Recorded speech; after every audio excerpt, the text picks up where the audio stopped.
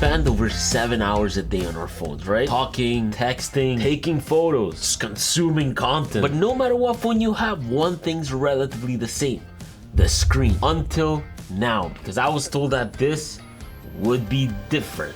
And it does feel different. So what I've got on my hands is the TCL Nextpaper 60 Ultra. You can let me know in the comments down below if you've ever heard about this one. Look, when I unboxed this about 3 weeks ago, I was a bit confused, which I love being in that state with tech. I think I need to spend a bit of time with this. Look at this. A pen. This is a pen. How freaking cool is that? I swear I have no idea what I'm looking at, which makes it even funner. I like that. So let's see what this is all about. I wasn't sure what I was getting, but I like the fact that it came with a case, an optional pen, and a book-like cover.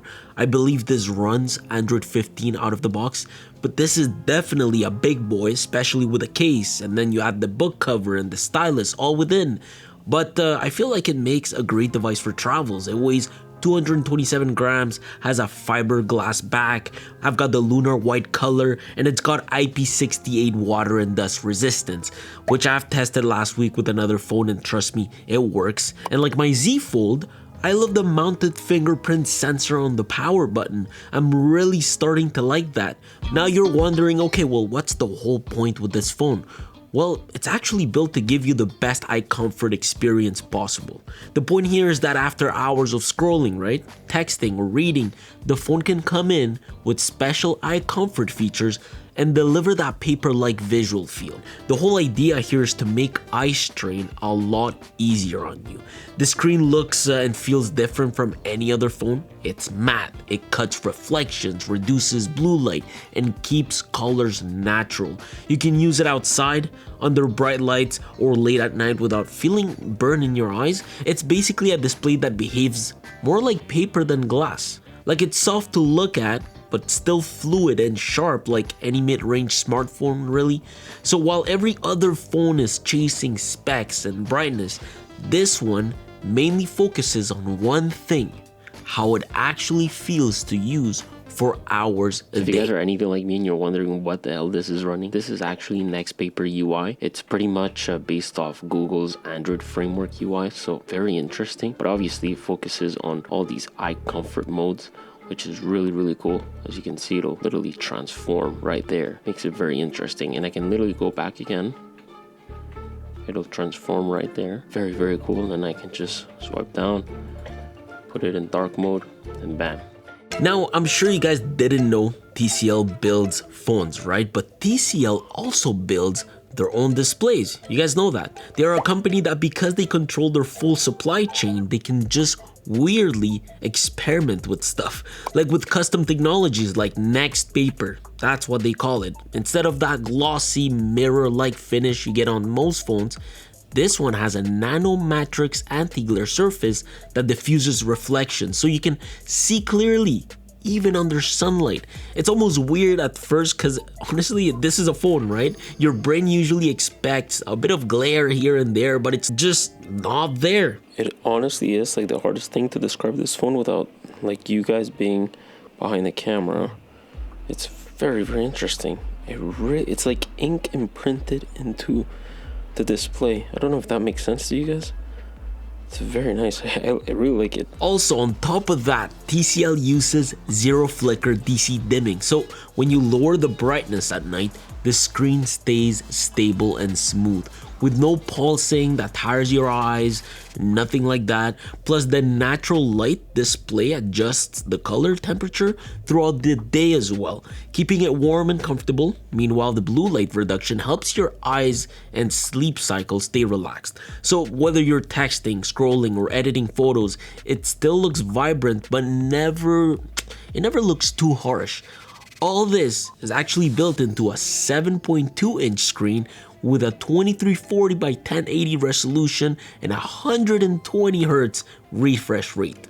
Believe that or not. With TCL having their own UI, right, Nextpaper UI, if you guys go into the settings right here, you'll see how you have the Nextpaper zone. You click on that and you'll be able to control what the Nextpaper key does. For example, if I turn it on, again, it goes into ink paper mode, which is the mode I've been showing ever since the start of this video, right? But now you have the choice to put it into max ink mode. And max ink mode, what it does is that it creates this minimalist UI that allows you to go all the way up to 64 hours and 25 minutes of battery time, considering that I'm at 70%. So when you turn this mode on, with the help of the little switch right here on the side, you'll see how the screen switches into this calm monochromatic interface. So like no colors, no flashy icons, and you can even disable notifications completely. You can actually go into settings and everything and just play with what you want that switch to change into, because there's a few other modes. But the point here is that you can get a minimalist-like phone if you like. With the switch on, this becomes less of a phone and more like an e-reader.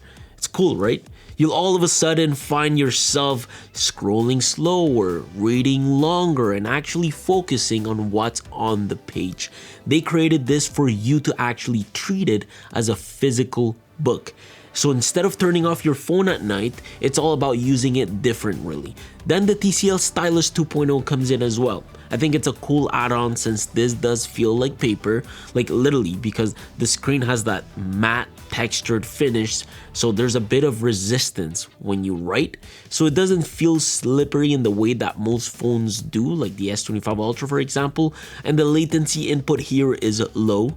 It's easy to write down some notes, highlight PDFs, sketch some ideas, with decent palm rejection as well. And they built some shortcuts into the pen to help you do things like erase quickly.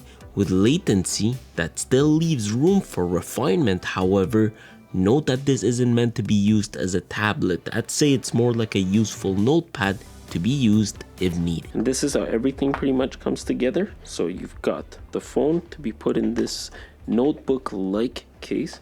So you can put the phone inside right there. And then there's this thing that you can use to put the pen in. There you go. And then it hooks right here in those little small holes. That's it. This is how you can pretty much use it and bring it around. It's pretty cool. It's dope. Then there's the AI side of things, okay? We've heard it all year long. Everything is like AI, AI, AI. But I feel like people are starting to pick on what's useful and what's not.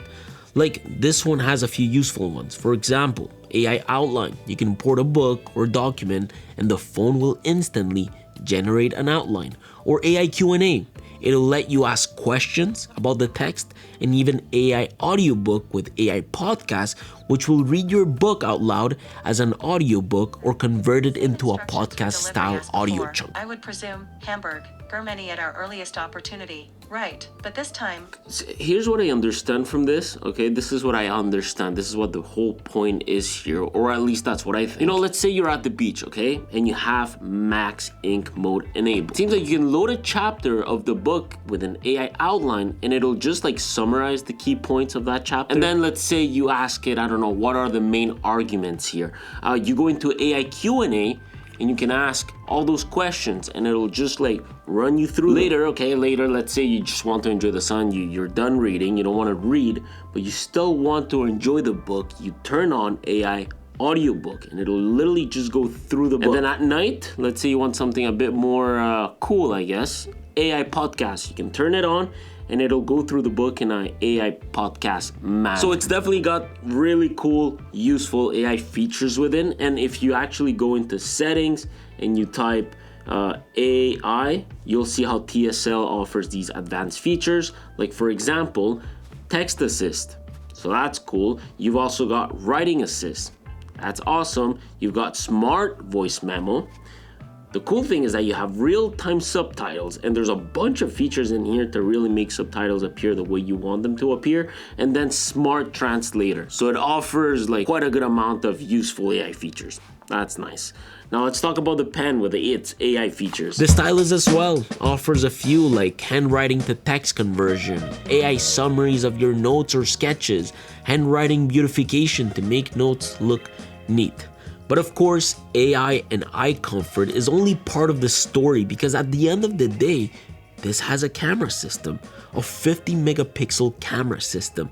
And it's not like the craziest thing by any means, okay? But you are getting a 50 megapixel main sensor and a 50 megapixel periscope telephoto with a 3x optical zoom and a 6x lossless. These lenses have optical image stabilization to help you out staying steady. Not the craziest of things, but enough for it to work. The camera app is super easy to navigate and it stays relevant with current UIs really. In fact, it's even got a pro mode and it's got Google Lens included. There's also a 12cm macro mode for those close-up texture shots, and thanks to the dual OIS system, video tries to stay balanced without too much jittery or shake. So it's got a pretty solid set of specs for a phone that isn't really focused on that side of things.